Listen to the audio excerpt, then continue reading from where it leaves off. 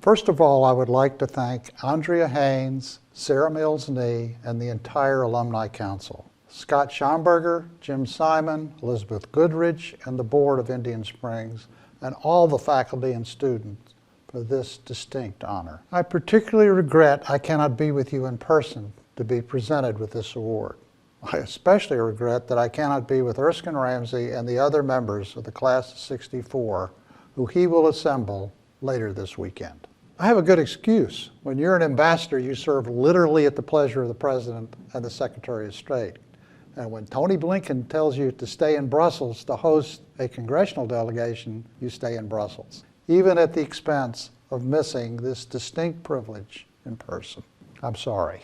I have a very clear memory of my first day at Indian Springs in September of 1960.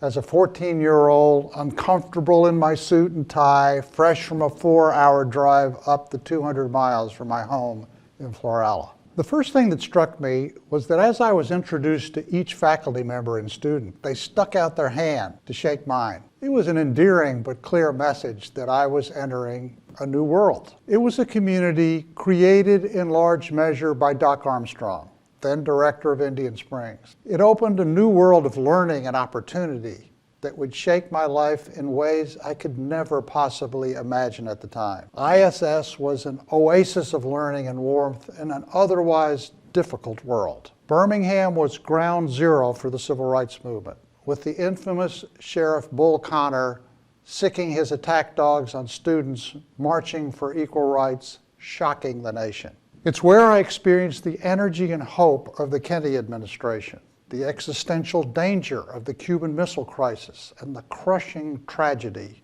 of the Kennedy assassination. I remember clearly sitting in front of the television at the old gym with Fred Wooten, the then mayor of ISS, just the two of us, watching President Kennedy deliver his inaugural.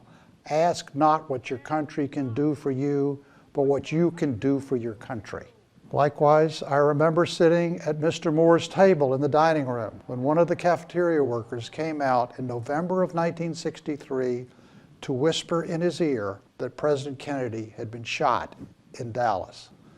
Could I have imagined 61 years later that I would be serving as U.S. Ambassador to the European Union, that my friend of over 40 years would be our president, or that I would receive this award? Certainly not. I didn't even know what the European Union was. The EU didn't even exist. And being an ambassador had never crossed my mind. But Doc Armstrong, Mac Fleming, and others did give me the fundamental tools that led to this moment. Doc, Mac, and others taught me how to learn. Curiosity, drive, commitment to service, values that made America great. Indeed, Doc had a great man program. We were required to choose a great man to study.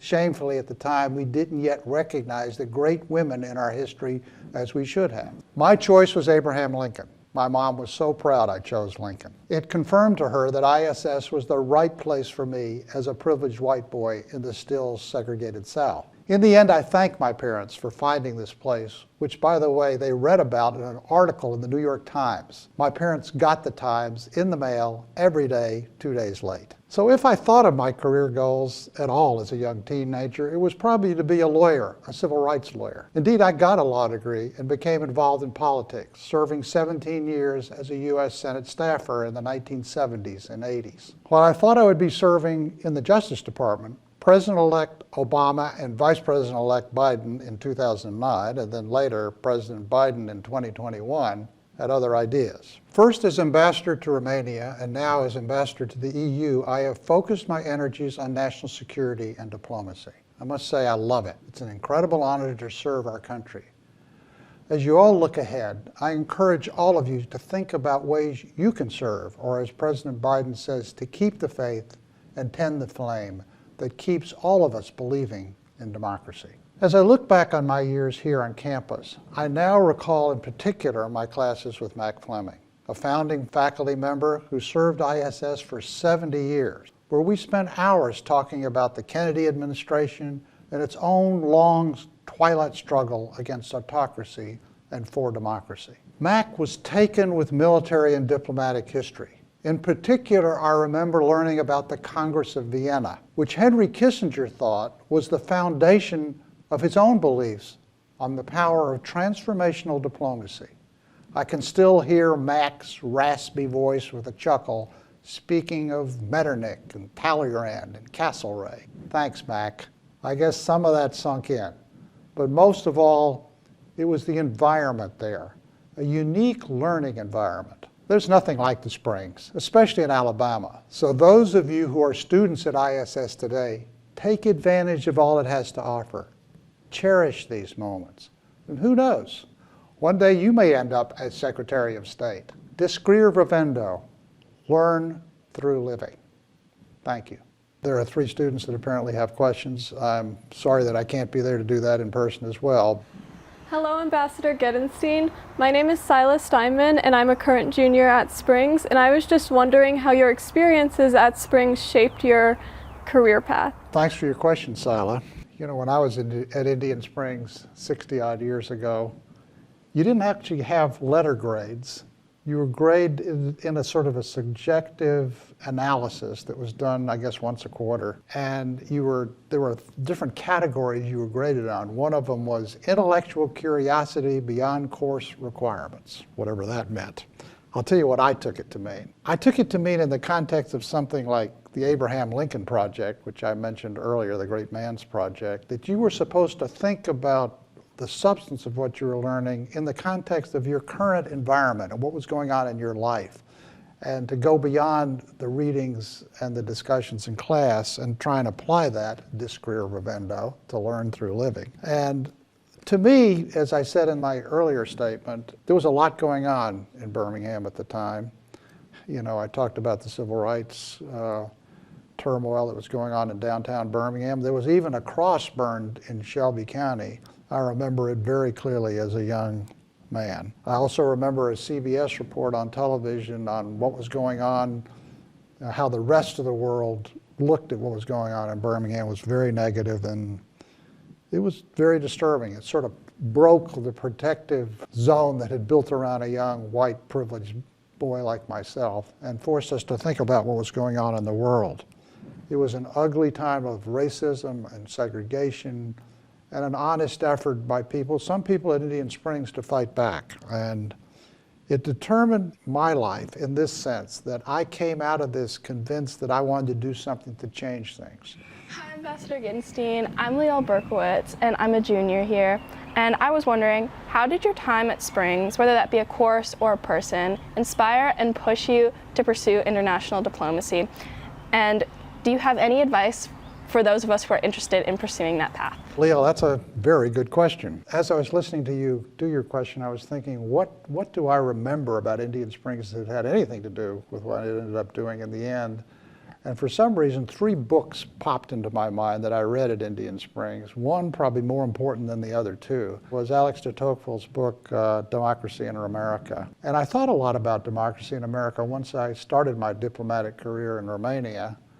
You know, Democracy in America is a book about how a foreigner looked at the United States.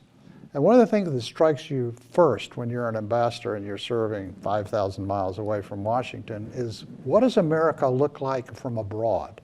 What do other people think about it? What do you think about it? De Tocqueville's book was great on that and was provocative to me, and I came away seeing a lot of the strengths and weaknesses of the United States. It made me more of a patriot in the end. So it was the books, and it was the discussion of the books that probably got me focused on these issues. But as I said, on diplomacy, I was not thinking of ever becoming a diplomat until 2009, actually. On your question about joining the Foreign Service, first of all, to become a Foreign Service officer, you have to take this Foreign Service exam, which you usually do a couple of years out of college. What I would encourage you to do, which I did not do and I wish I had, is go abroad as soon as you can. Maybe take a junior year abroad while you're in college.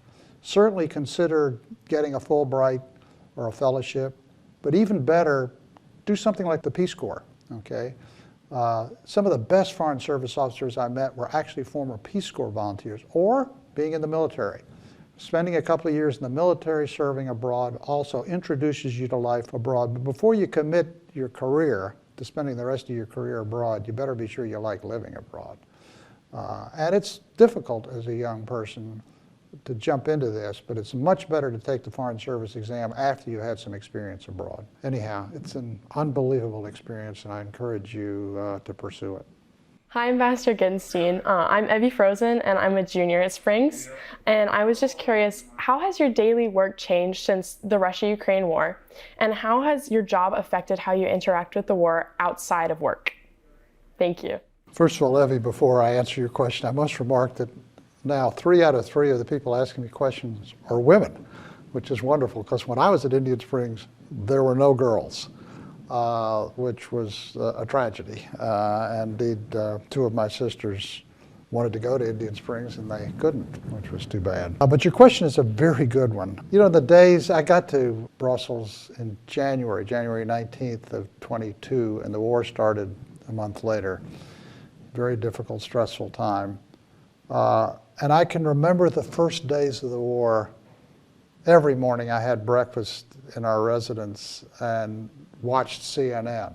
CNN Global was played here in Brussels, and it was brutal because every minute, every bomb that was dropped in Kyiv or Kharkiv or the Donbass was vividly shown on the television. And you know, I got up every morning wanting to do something about it. And it's a privilege to work in the U.S. mission at the EU or anywhere abroad in Europe during this period, because you could do something about it. And I went to work with a staff that was incredibly enthused and energetic. By the way, the EU mission attracts the best and the brightest in the system because everybody wants to work on these issues. The first year was difficult, but we got a lot done. But as time went on, as the war drug on, as uncertainty began to develop both in the EU and the United States, it became frustrating. And then on top of it, we had another war in Israel, Gaza, and that has been difficult as well. I must say it has been frustrating not only on how both wars have gone or not gone, but the political and domestic political reaction, especially in the United States, but in Europe as well on both wars, has been frustrating. And there's been criticism of the United States. And, you know, as ambassador and as member of the mission here, our job is to defend the United States and at the same time try and influence policy to move it towards, in a pragmatic way, towards a more productive result. And we've had a good bit of success, but I must say there have been times when I've had trouble and the staff has had trouble dealing with the frustrations of the job. In particular, for me, the fact that we still have not appropriated the $60 billion necessary to help the Ukrainians take on the Russians, which, by the way, I do believe we're going to do. But you know, in the end, I talked to a lot of young Foreign Service officers who were frustrated about this. I always use a quote that President Biden used to use with me before I was a diplomat, but I think applies today. And it's very important as an American to understand this.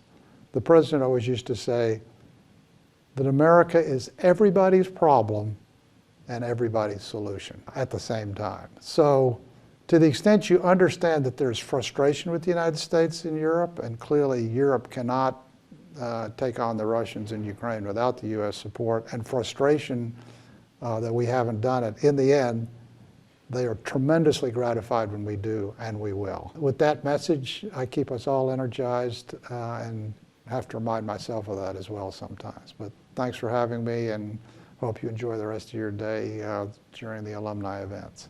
Thanks.